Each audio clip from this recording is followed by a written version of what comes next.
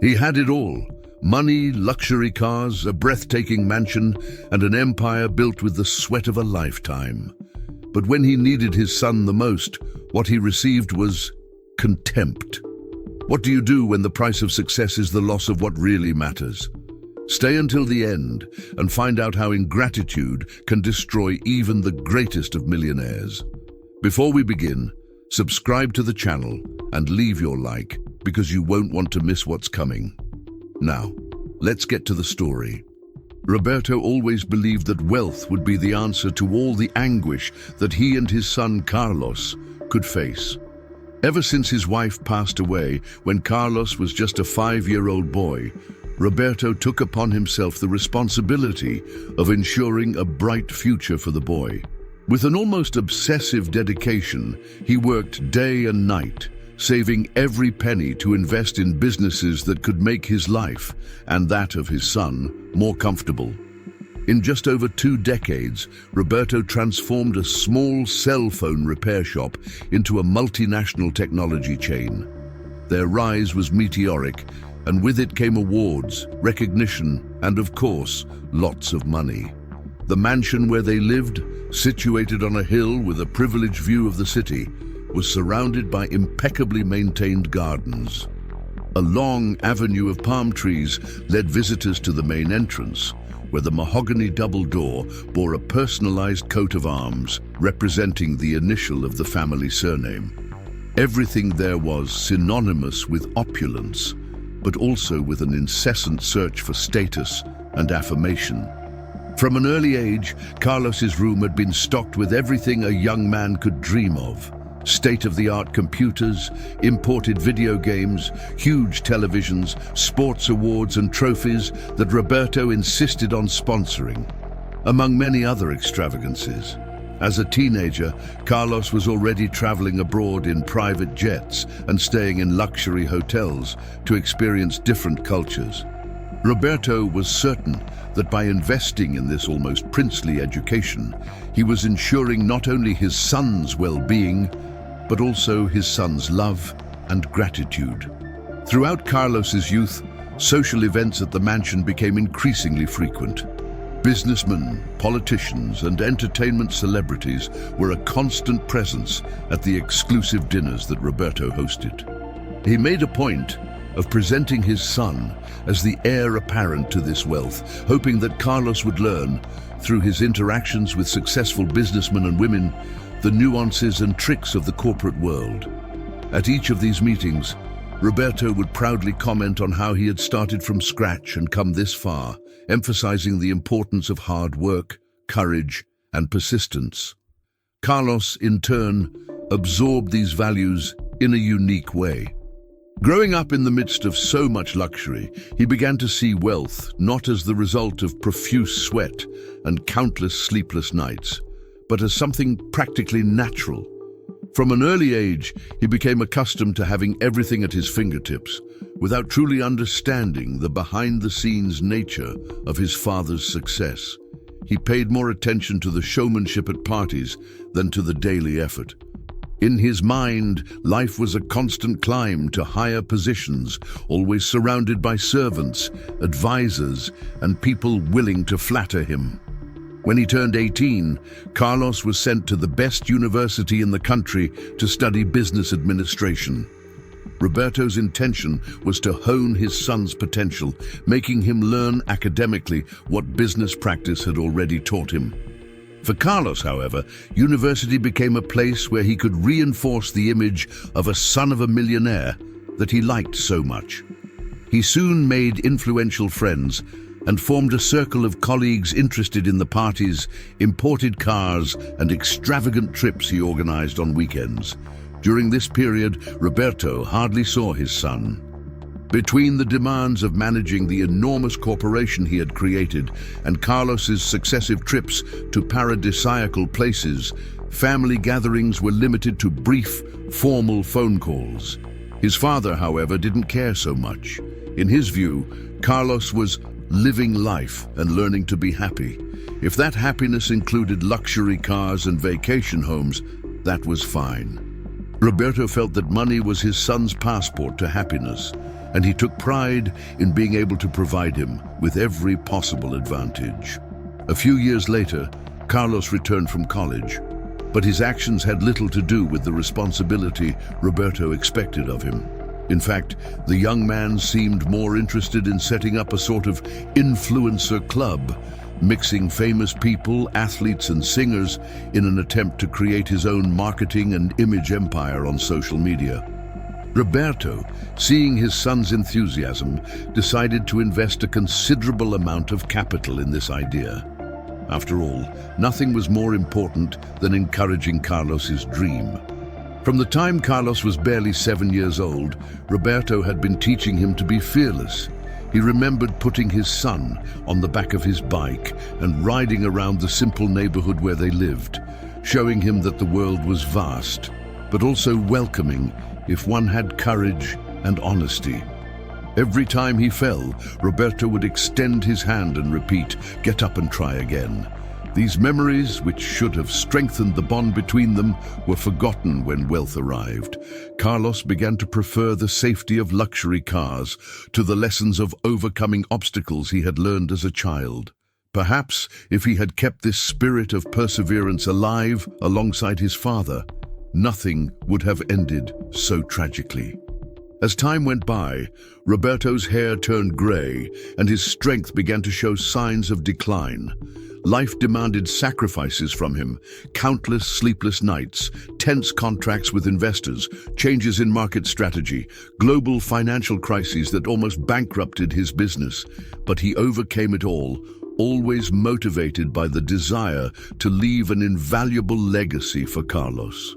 The empire he had built was not only a reflection of his ability as an entrepreneur, but the cornerstone of his son's future. Carlos, now in his early 30s, managed different branches of his own company, but always under the shadow and financial support of his father.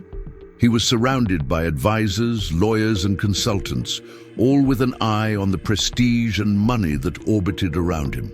Carlos's public image was that of a young businessman with vision, someone who claimed to be innovative and charismatic on social media, although in practice, key decisions were still made by Roberto, more quietly.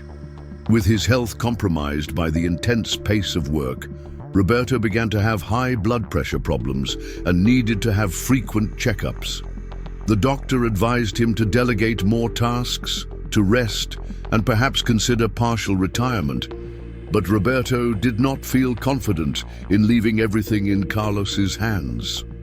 Not because he doubted his son's intelligence, but because he noticed his carelessness with basic day-to-day things, such as meeting deadlines, meeting responsibilities without the constant support of a battalion of employees. Even so, he decided to give it a try. He gave Carlos control of one of the company's key sectors, monitoring it only remotely. In the first few months, everything went relatively well because Carlos had the support of veterans. However, when he saw positive results, the young man became even more confident, or rather arrogant. He began to lay off experienced employees, thinking he didn't need them. His decision-making began to be influenced by the opinions of friends and people who knew little about how the company really worked. Within a few months, the sector faced a relationship crisis with customers and suppliers. Trust was shaken. Roberto, feeling the heat rising, had to intervene. He held emergency meetings, re-established contacts, apologized to business partners, and renegotiated broken contracts. He stopped the bleeding and managed to stabilize the sector. For Carlos, however, this intervention was an act of distrust, something that hurt his pride. He never thanked his father for fixing everything. Instead, he began to complain about the lack of freedom, of not being taken seriously, of being treated as inexperienced. Instead of reflecting on his mistakes, he looked for external culprits, including Roberto himself, whom he accused of wanting everything under control. Given this scenario, the relationship between father and son began to deteriorate. When they did talk, it was only to discuss business or ask for more money for some visionary project of Carlos's. There were no more family dinners, nor conversations about their personal lives. Roberto, tired of trying to please his son at all costs, began to feel a deep melancholy, as if all the fortune he had accumulated had suddenly lost its meaning. He didn't just want to expand his wealth even further. He wanted to enjoy real moments with his son, talk about Carlos's mother, and remember simple stories from the past. But this seemed out of reach, since Carlos lived a frantic life of parties, trips, and pseudo-professional commitments. Over time, Roberto's health deteriorated even further. He had a heart attack and had to be hospitalized for a few days. While hospitalized, he underwent a series of tests, and the doctor emphasized that he needed to drastically reduce his stress. Otherwise, he ran the risk of having a massive heart attack. The recommendation was clear: to take some time away from the company, have a lighter routine, take care of his diet, and above all, his emotional side.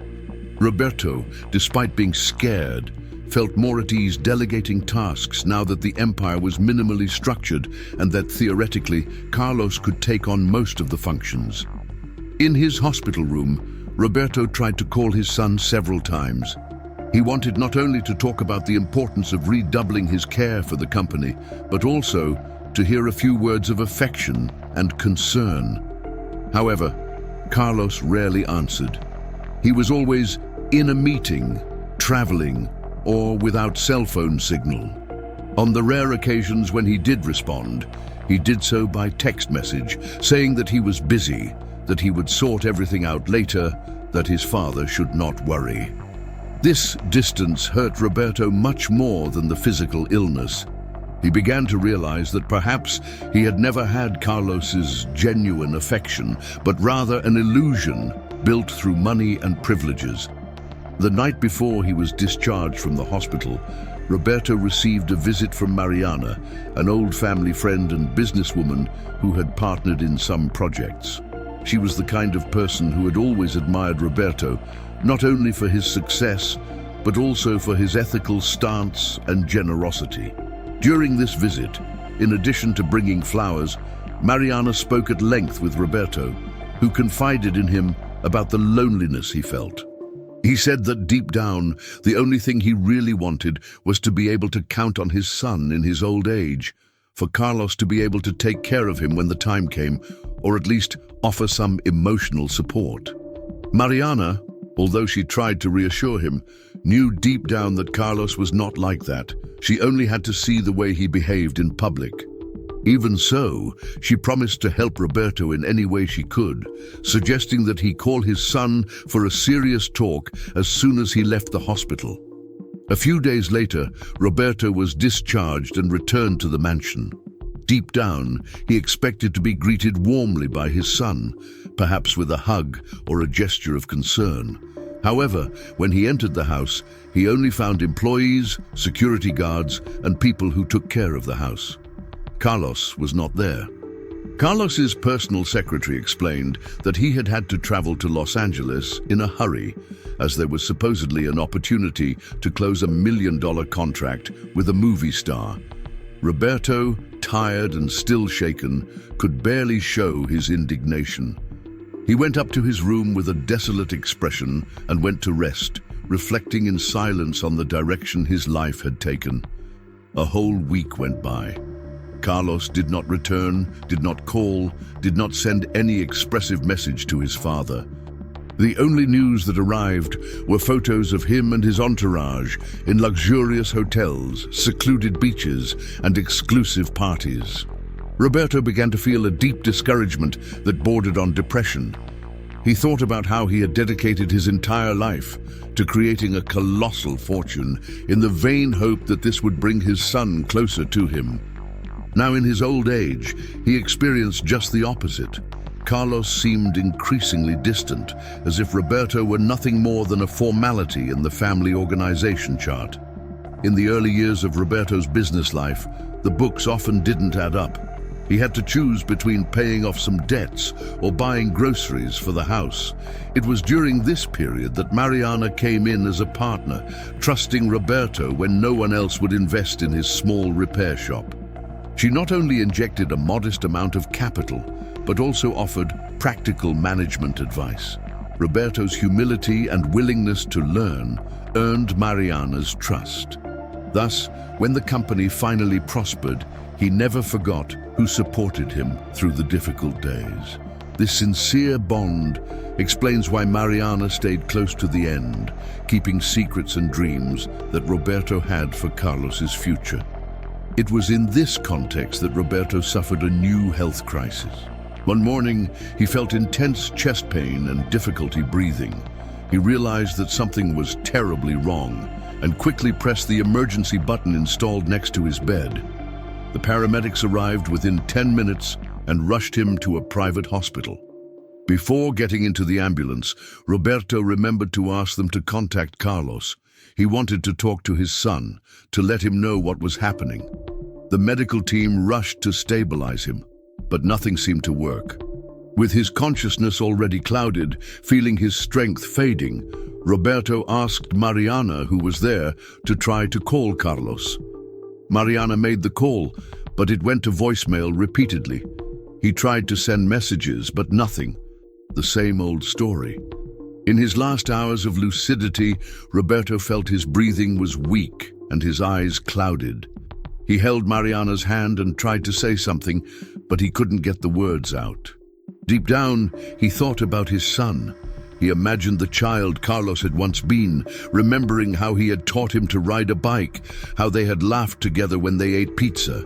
He remembered all the efforts he had made to ensure his happiness, and he wondered where he had gone wrong. Without an answer, he let the tears roll down his face. Then he felt that his time was running out. Mariana stayed by his side, asking him to calm down, to breathe, but Roberto could already feel his body going numb. The heart monitor began to emit warning signals, the heart rate plummeted, and a nursing team burst into the room. Everything became confusing, full of voices and the noise of medical equipment.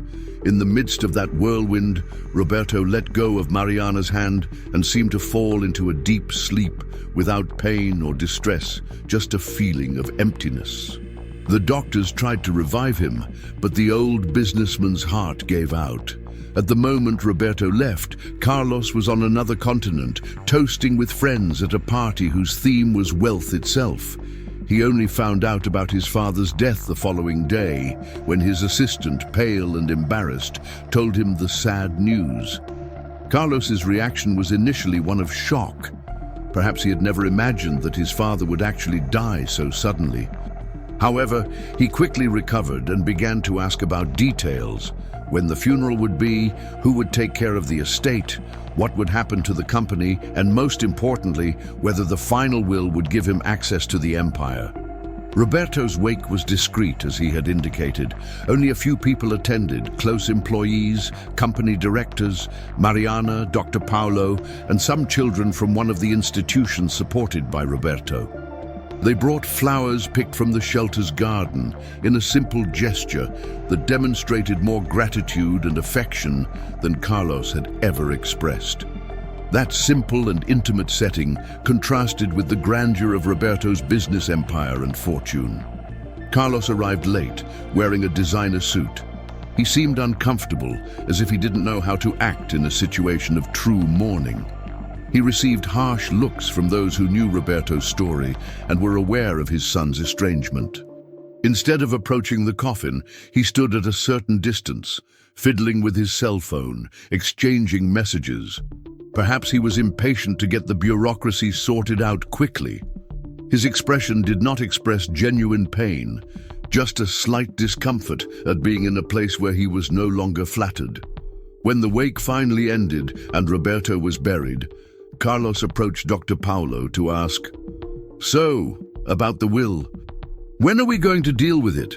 Paulo, containing the anger he felt, replied that first he needed to respect the mourning, comply with some legal procedures, and only then would they schedule a formal meeting to read together the final document that Roberto had left behind. Carlos nodded, but his impatience was noticeable, as if his assets were now the top priority in his life. Days later, the reading of the will took place in the same office as Roberto's, in the mansion. In addition to Carlos and Dr. Paulo, Mariana was also present, as she had been named as a sort of executor of part of the philanthropic donations. Upon hearing that a large part of the funds would go to charities and that his access to any amount was conditioned on cohabitation clauses, Carlos reacted furiously. He argued that this was absurd, that his father had no right to do so, and that he would go to court to contest it.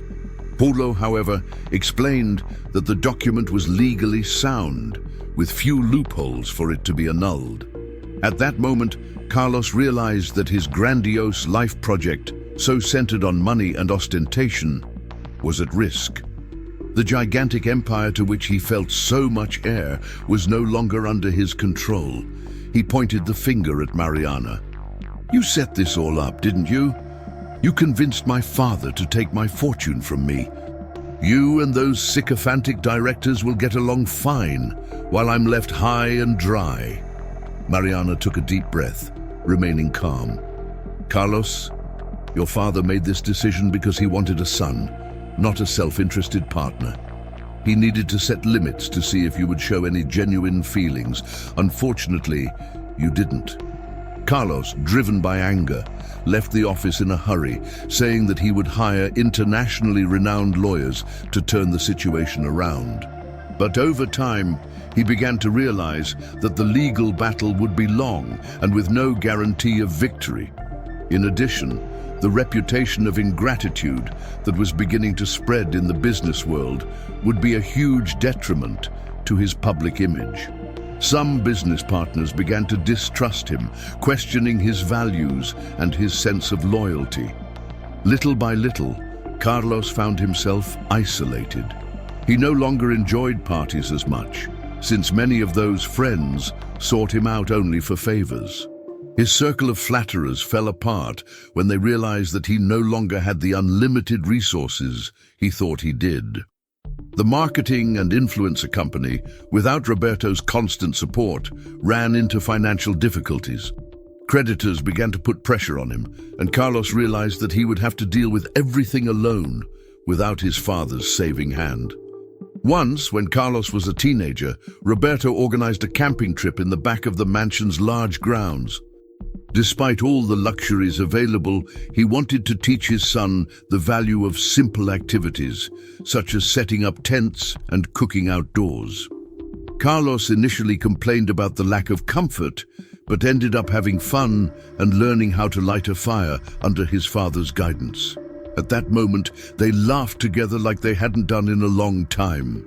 Unfortunately, this type of coexistence became increasingly rare after Carlos began to value only the quick pleasures provided by fortune. The memory of that camping trip became a symbol of how everything could have been different if there had been more closeness. On a lonely night in his penthouse, without parties or crowds, Carlos finally understood that he had lost something he would never get back, his father's love. And he understood that no matter how much money he had, it would not bring back the man who had raised him with such dedication. He took out his cell phone and started looking through old photos. He saw images of him as a child, next to Roberto, both smiling in the backyard of a modest house long before they were millionaires. That expression of pure happiness made him feel a pang in his chest, a bitter regret. He remembered the conversations he had had with his father, the lessons he had learned about hard work, the family breakfasts he had loved so much when he was little. How affectionate his father had been when he first fell ill and had to stay in bed for days. He realized too late that he had spent his life demanding more and more without ever stopping to thank him or give back. Overcome by an anguish he could not dispel, Carlos put on some random clothes and drove to the private cemetery where Roberto was buried. The place was empty, and a light, cold breeze rustled the leaves of the trees. With each step, Carlos felt the weight of the choices he had made. As he approached the grave, he saw that someone had left a bouquet of fresh flowers, perhaps Mariana or some former employee who truly loved Roberto. There, in front of the simple tombstone that bore his father's name, Carlos finally succumbed to remorse. He fell to his knees, resting his hands on the damp ground, and felt the tears roll down his face, sobbing like a child who has lost his way. It was a silent and devastating scene. At that moment, a whirlwind of memories came to his mind. And all he could say between sobs was, "Forgive me, Father. I was blind. Forgive me." But there was no going back. That plea for forgiveness echoed in the void, with no hope of being answered. No amount of money or power would be able to change the fact that Roberto was no longer there to welcome him. Carlos left that cemetery even more lonely, finally understanding that ingratitude can be costly, and that the greatest wealth in life is not in the coffers, but in the hearts that we learn to love and respect. After that night when Carlos knelt before Roberto's grave, something in him began to change. The immense sadness, combined with guilt, began to torment him every day. The void left by the loss of his father seemed impossible to fill. He could no longer concentrate on business, as memories of his cold and negligent behavior came back to him like a movie on loop. That final scene in which he said goodbye to his father in a selfish and unloving way was unbearable to revisit, but it was repeated insistently. In the days that followed, Carlos faced a series of legal complications regarding the will.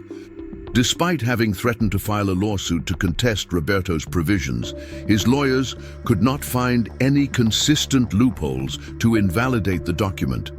Each line of business was well supported legally as a result of Dr. Paulo's caution. The only real alternative would be to take a very high risk in a long litigation, which would involve financial and image damage and would probably be unsuccessful. At the same time, his business was also suffering. Some of his former partners no longer fully trusted his judgment. Roberto's departure and death had left the company without the ethical foundation that kept the gears turning. Many employees who were devoted to Roberto looked at Carlos with suspicion or resentment, knowing his reputation as an ungrateful heir. And even though he had modern ideas, Carlos did not have the paternal charisma to keep the team motivated. Results began to decline. The business press, previously so willing to praise him as a promising heir, began to raise questions about his leadership skills. Small columns and articles subtly described the ingratitude he had shown and speculated whether he would have the strength to stay in the market without Roberto's support. Carlos's reputation, built largely on his father's solid image, was shaken. It was in this turbulent scenario that Carlos decided to step away for a while. He cancelled several public appearances, meetings, and trips. He needed to reflect on what he really wanted from life. He left his penthouse and went to spend a few weeks in a country house, which belonged to the family but was rarely used. It was located on the outskirts of a mountain range, surrounded by dense vegetation. It was a simple place compared to the mansion or luxurious apartments where he usually lived, but it offered the necessary tranquility to rethink his path. The first few days were strange. Without the parties, without the presence of sycophants, without the hustle and bustle of the city, Carlos found himself confronted with silence. He had to deal with his own conscience, tormented by shivers of guilt. He slept badly, having nightmares in which he saw his father, weakened, asking for help while he, indifferent, turned his back. He woke up startled, in a cold sweat, as if he could hear the echo of Roberto's words. When Roberto realized that his empire was beginning to gain worldwide fame, he began to be harassed by investors from all over. He traveled non-stop, closing deals in different time zones. Carlos, in turn, was entering adolescence in search of references and validation. The absence of his father, although well-intentioned in wanting to guarantee the best future, left a space that ended up being filled by the spotlight of the internet and by companies that were not always trustworthy. Roberto, in quick conversations, tried to compensate for this distance with increasingly expensive gifts, believing that this would keep Carlos interested. It was a time when father and son grew apart emotionally, starting a rift that would be difficult to repair in the future. In search of some relief, Carlos began to revisit old photos and diaries that he found stored in dusty closets in the country house. There were family albums from when he was just a little boy. Photos of Roberto smiling, accompanied by his late wife, on walks on the beach, simple birthdays. In these records, there was no luxury, no designer label, but rather genuine happiness. He saw himself in his father's arms on the first day of school, receiving a warm hug. All of this moved him, and he found himself crying several times, regretting not having valued those moments while there was still time. He also found old notebooks of his father, where Roberto wrote down business ideas and reflections on life. On one of the pages, he read something that shook him deeply. "Everything I do is out of love for my son. He is my greatest treasure. May he one day understand how much I care." Those words echoed in Carlos's mind like a fatal blow. How could he have ignored his father's dedication for so long? Where was he when Roberto needed him most? Despite the pain, Carlos began to feel that these delves into his memory were necessary so that he could understand the extent of his mistakes. Perhaps it was too late to ask Roberto for forgiveness, but he could still honor his memory in some way. In the following days, between reading and solitary walks around the house, an idea began to take shape in his mind. Perhaps it was time to abandon that futile lifestyle and rebuild a legacy that was less material and more human, following in the footsteps of what Roberto had begun to do in his last year of life. It was then that, on a rainy late afternoon, Carlos picked up the phone and called Mariana. The relationship between the two had always been distant. He saw her as just another one of his father's acquaintances. However, he now recognized that she was one of the few people who supported Roberto at crucial moments. When the call connected, Mariana answered with a cautious voice. Carlos explained that he needed to talk, that he wanted to know more about the philanthropic work that Roberto had started and about the projects that were receiving resources from the donation fund. Surprised, but willing to help, Mariana arranged to meet him in a few days. They met at the headquarters of an institution that shelters orphan children, one of the first to receive financial support from Roberto. The place was simple, but well kept, with walls painted in bright colors. Upon arriving, Carlos noticed that the children were running around the hallways, excited, and that there was an air of tenderness inside. He was greeted by the coordinator, who showed him some of the rooms and explained the activities offered to the children. Mariana accompanied him, mentioning that Roberto, in the last months of his life, had been enchanted by that project, visiting regularly, bringing resources and, above all, giving him attention. Carlos found himself faced with curious little faces that, upon hearing Roberto's name, spoke of him fondly. "Uncle Roberto was nice. He brought gifts and told stories," said a little boy of about 7 years old. "He promised he would never forget us," added a girl with a sweet look. That caused a pang in Carlos's chest, and he walked silently through the halls, reflecting on how far he had become from all of this.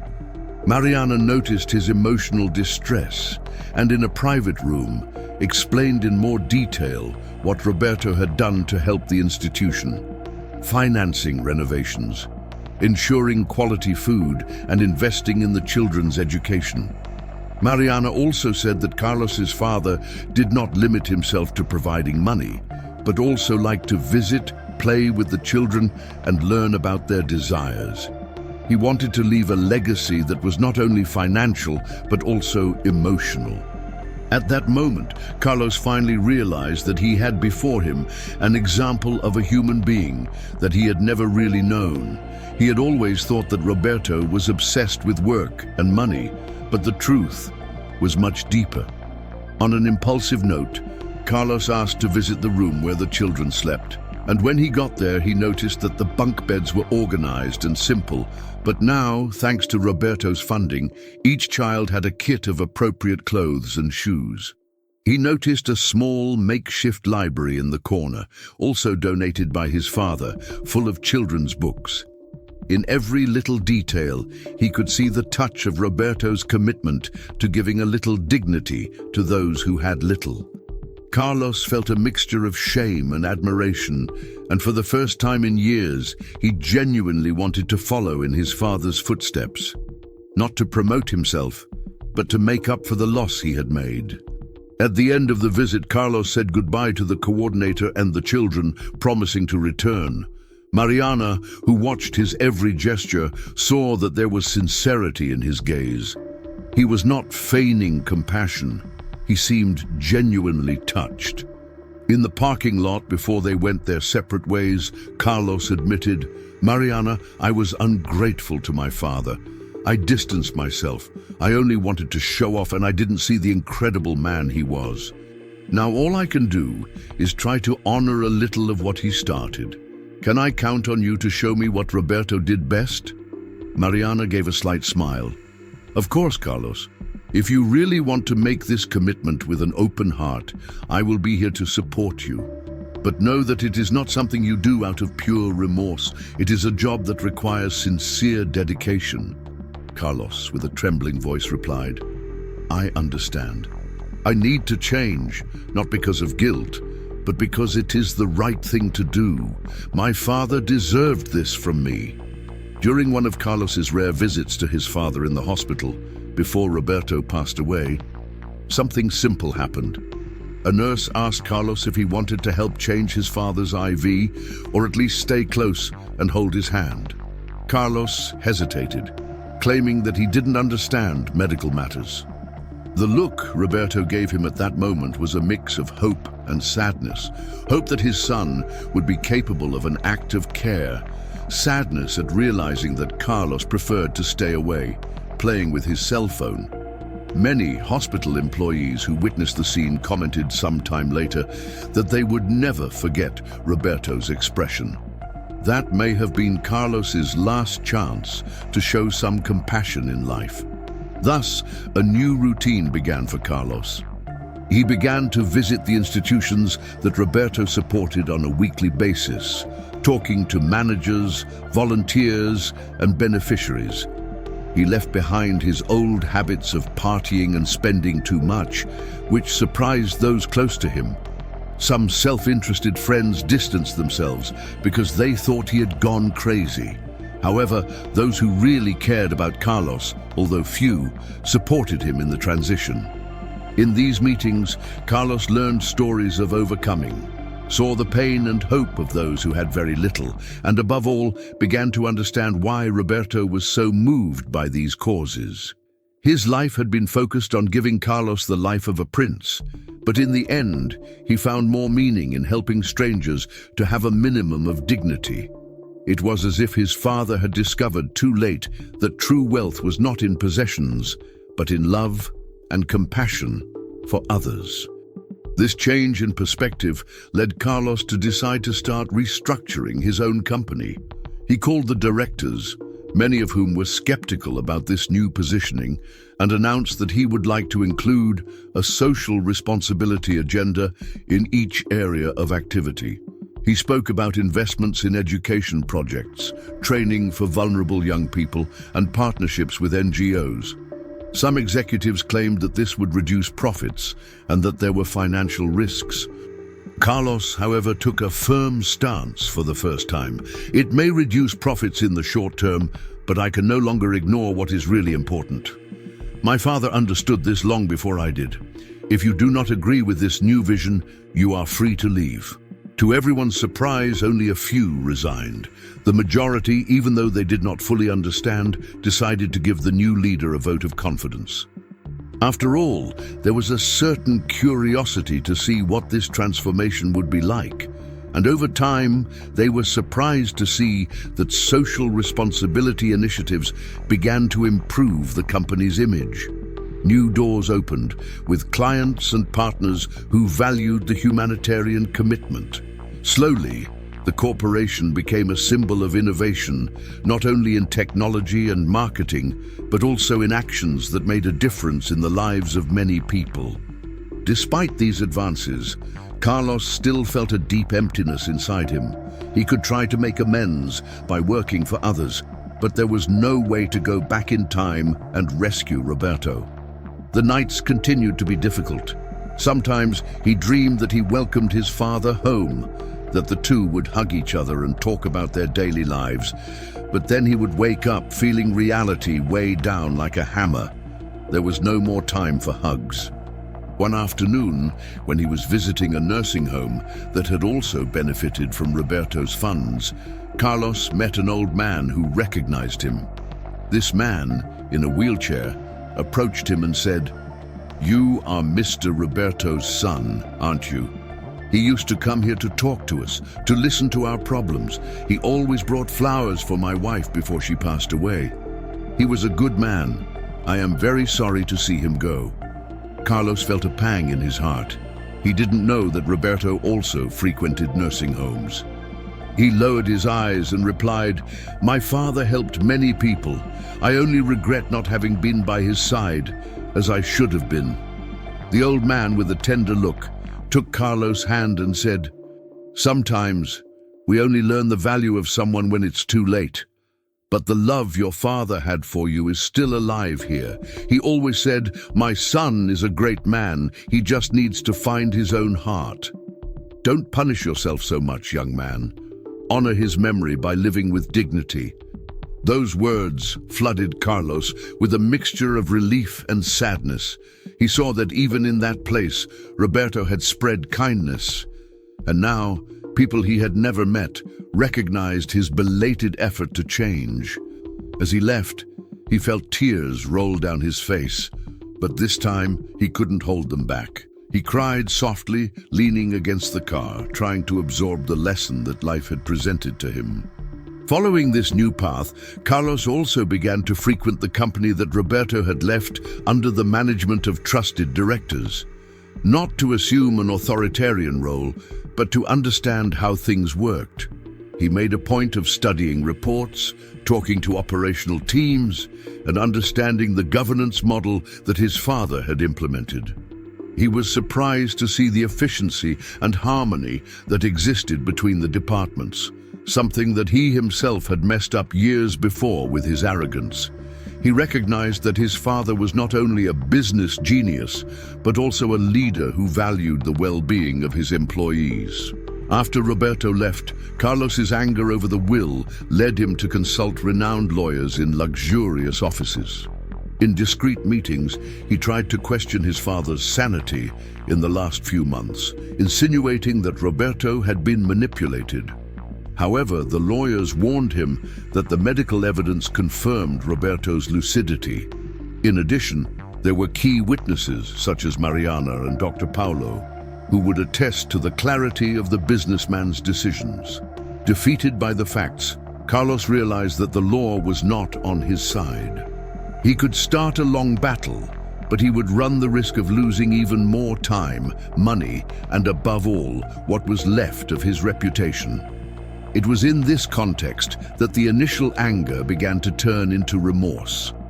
As the months went by, Carlos underwent a profound transformation. He lost interest in showing off on social media and accumulating superfluous goods. He transferred several of his luxury cars to charity auctions, donating the proceeds to the institutions that Roberto held so dear. He sold properties that he had only kept for status, investing the proceeds in funds intended to create study and work opportunities for underprivileged young people.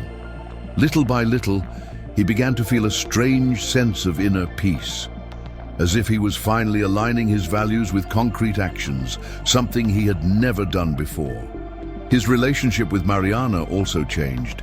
If before they barely spoke, now they became close friends and confidants.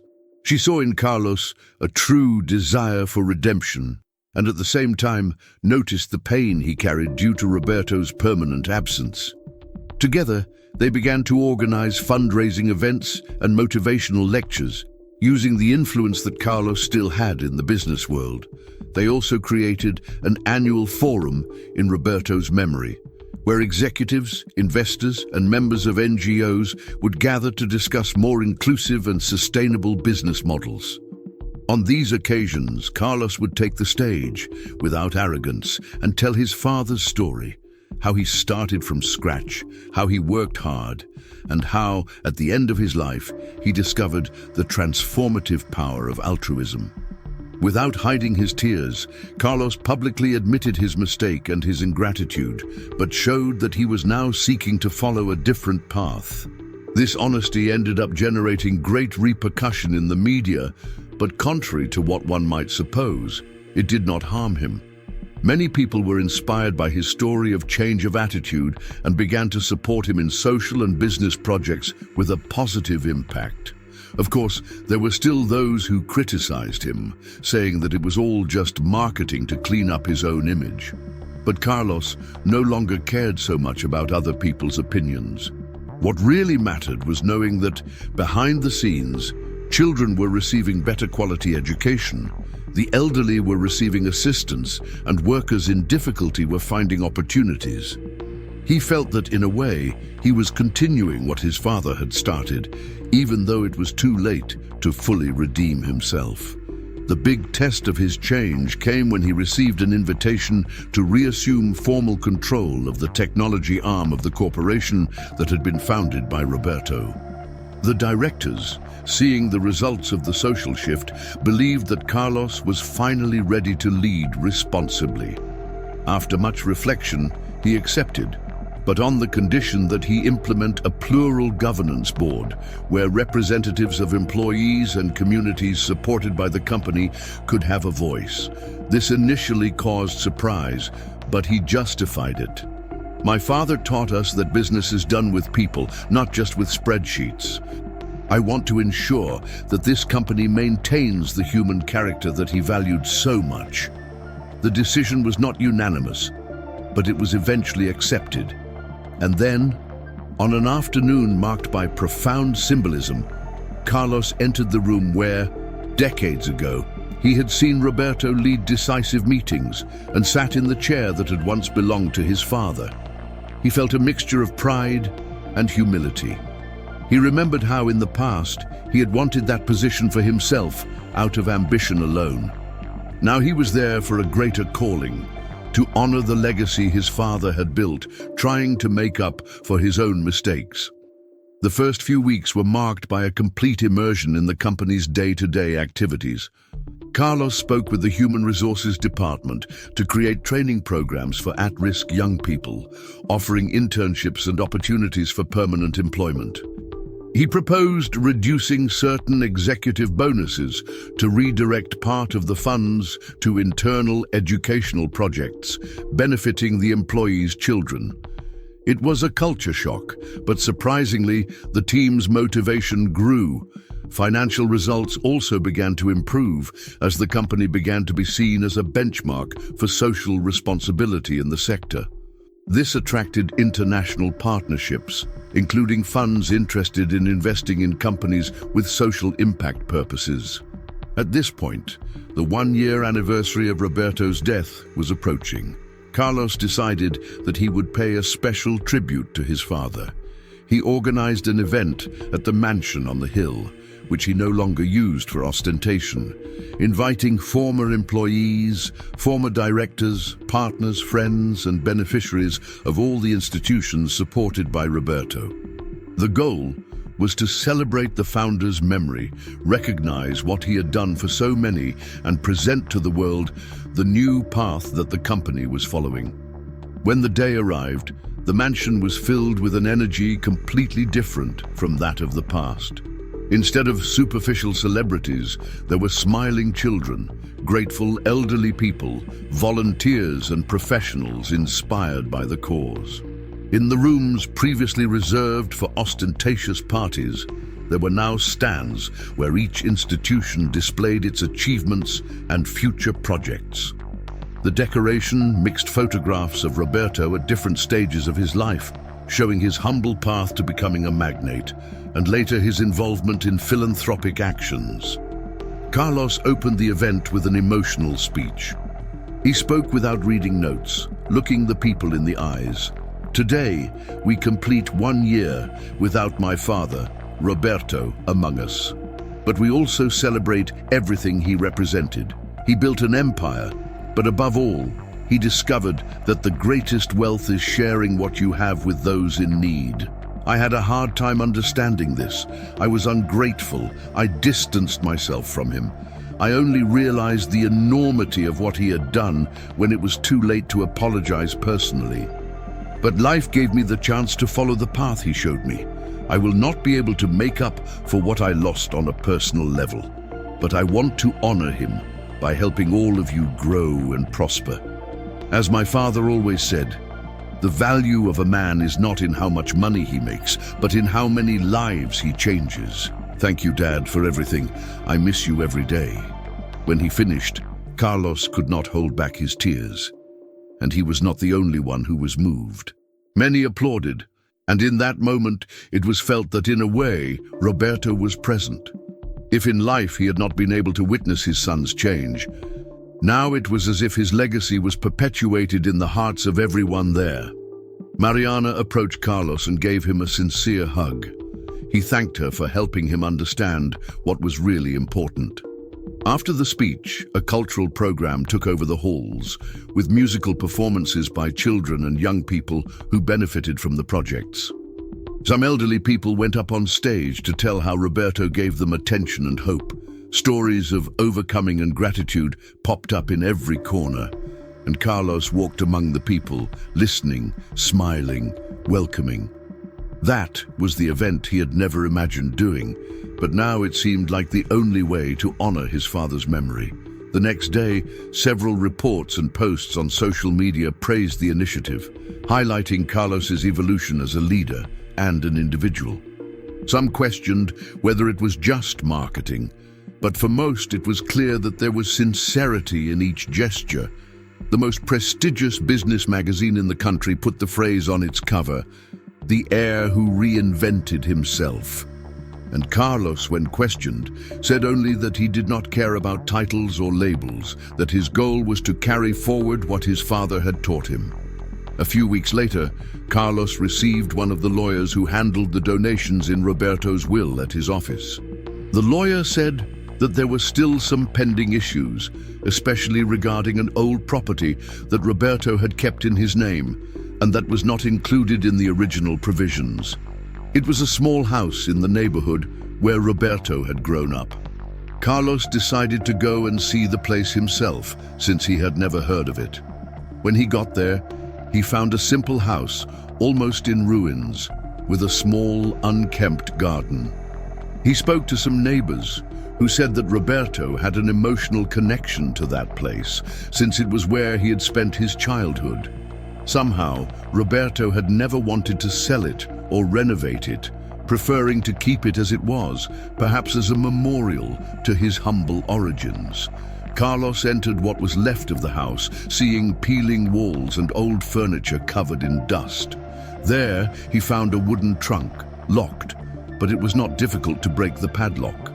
Inside the trunk were even older photo albums, letters from deceased relatives, and among them, a letter that Roberto had written when he was just over 20 years old.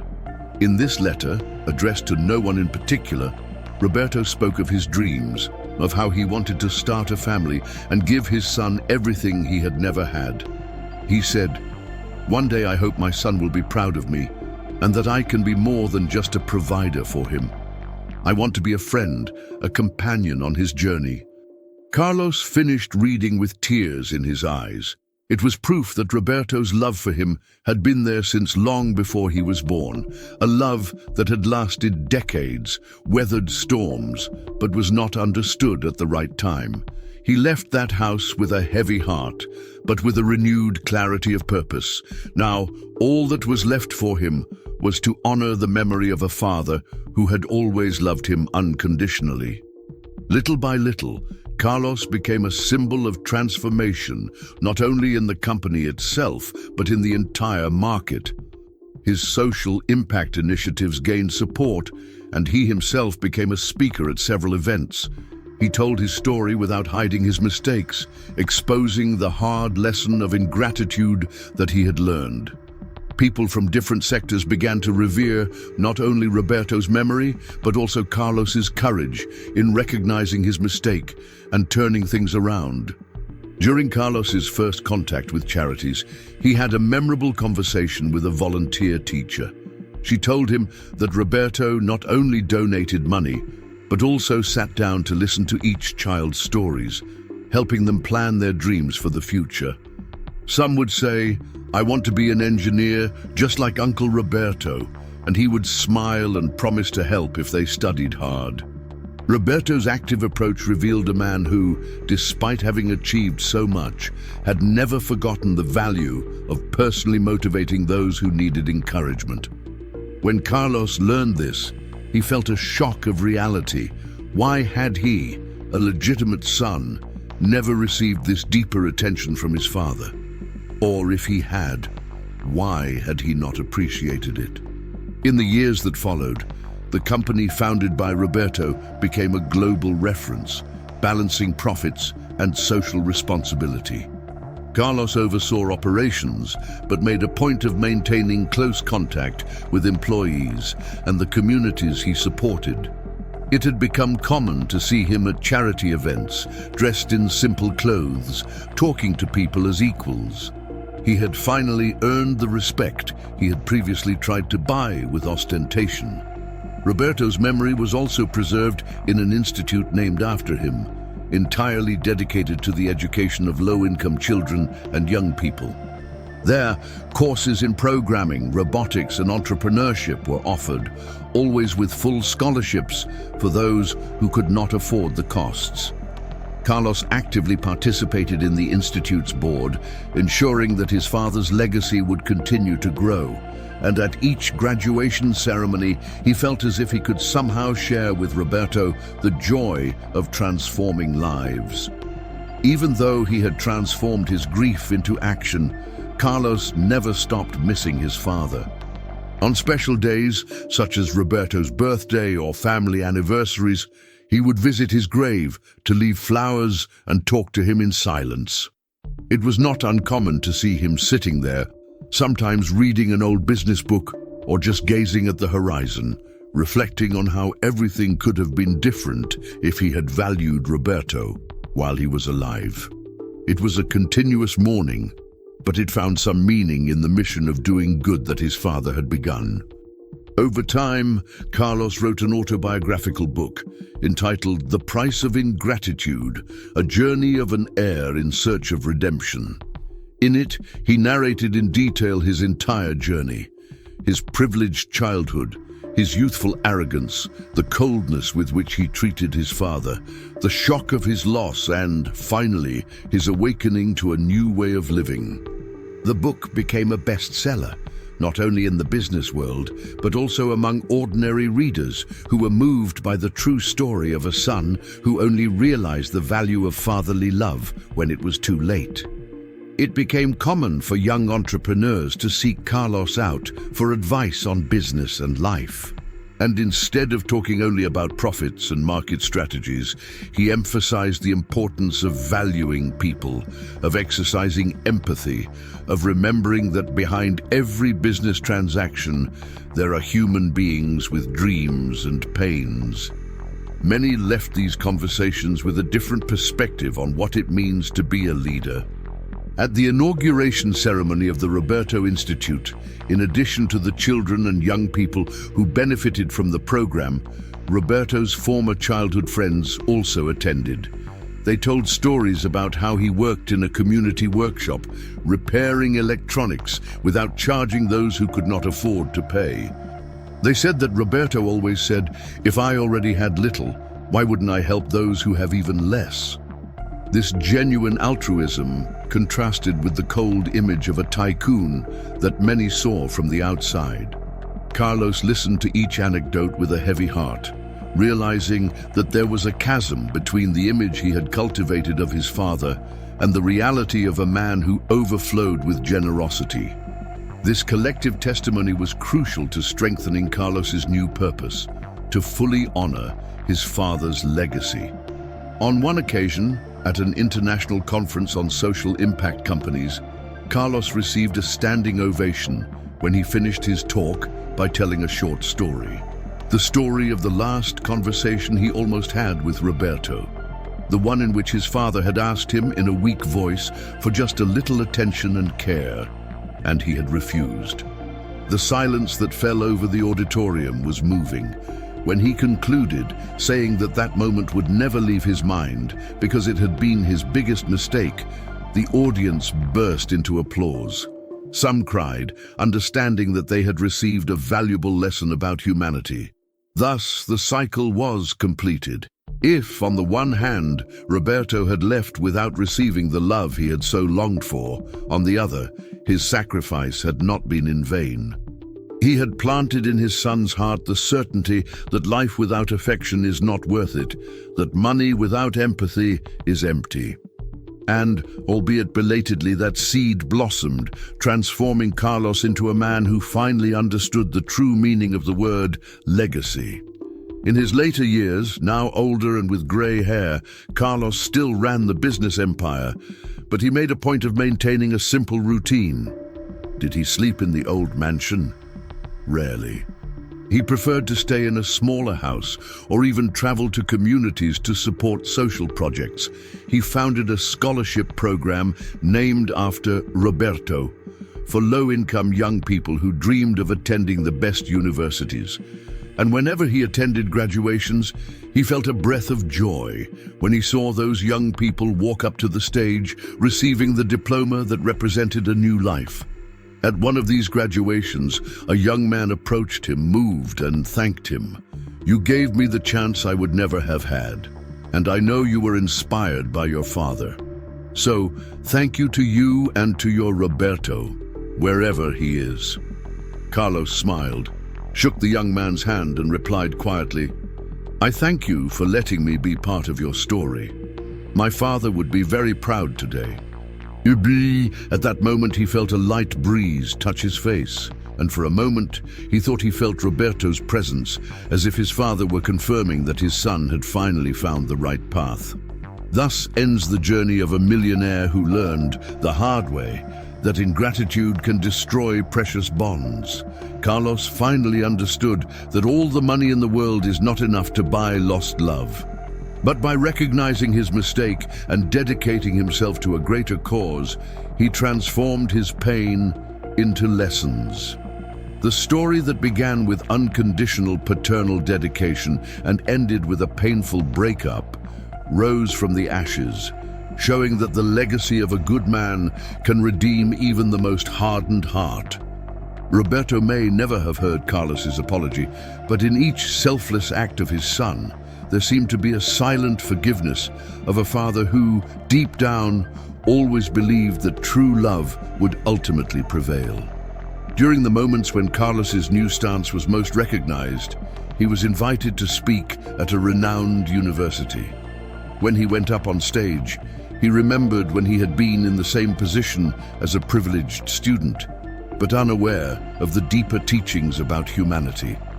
In his speech, he confessed that professional success, however impressive, did not fill the void left by the lack of family affection. When he finished, many students applauded him with tears in their eyes. Some even sought him out at the end, telling stories of absent parents and family misunderstandings. Carlos responded to each one, urging them to value love before it was too late. In this way, his pain was transformed into a warning to a new generation that could still choose differently.